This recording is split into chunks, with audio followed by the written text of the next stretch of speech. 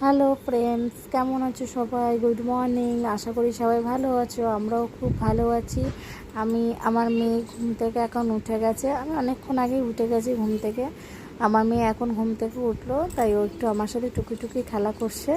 তাই তোমাদের সাথে একটু শেয়ার করছি কিছু ভিডিও।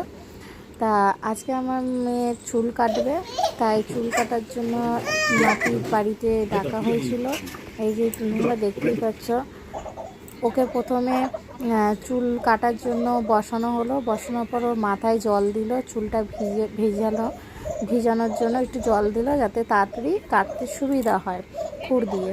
ঠিক আছে, তো যাই হোক, ও প্রথমে যে নাপিত কাকাটা এলো, ওর কাছে চুল কিছুতেই কাটলো না, খুব কান্না করছিল। তো সেই ভিডিওটা আমি করতে পারিনি, ও এত পরিমাণে কাঁদছিল যে আমি ওই জন্য ভিডিওটা করিনি। দ্বিতীয়বার ও আরেকটা নাপিত বলা হলো। তা ও যখন কাঁদছিল তখন ওকে আমি খাইয়ে ঘুম পাড়িয়ে দিয়েছিলাম। ঘুম পাড়িয়ে দেওয়ার পর ওর দাদু আরেকটা নাপিত ডেকে নিয়ে এসেছিলো। যেহেতু 8-9 মাস হয়ে গেছে, চুলটা যেহেতু কাটাতে হবে, না কাটালে অসুবিধা হয়ে যাবে, ওই জন্য আরেকটা নাপিত ডেকে নিয়ে আসা হয়েছিল। ডেকে নিয়ে আসার পর ও তখন ঘুমিয়েছিল, ঘুমানো অবস্থা। ওকে কোলে নিয়ে আমি বসে চুল কাটাচ্ছিলাম।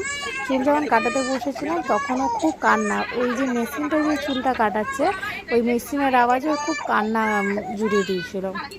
যাই হোক, অনেক কষ্টকে চুল কাটানো হয়েছে, তোমরা দেখতেই পাচ্ছ। প্রচণ্ড হারে ও কাঁদছিল, তারপরে ছটপট করছিল। কাকু কিছুতেই চুলটা কাটতে পারছিল না, অনেক কষ্টে চুলটা কাটানো হয়েছিল। ওকে ভুলিয়ে ভালিয়ে কাটাচ্ছিলাম চুল। মা, দিদা এসছে, বাবা এসছে, হাম্মা এসছে, তা অনেক কিছু বলে ওকে চুলটা কাটাচ্ছিলাম। যাই হোক, খুব কাঁদছিল। চুল কাটার পর এটা হচ্ছে ফুল লুক, দেখে নাও। এই যে এখানে চুল রয়েছে। তা আমি ওকে বলছিলাম, বাবা তোর চুল কই?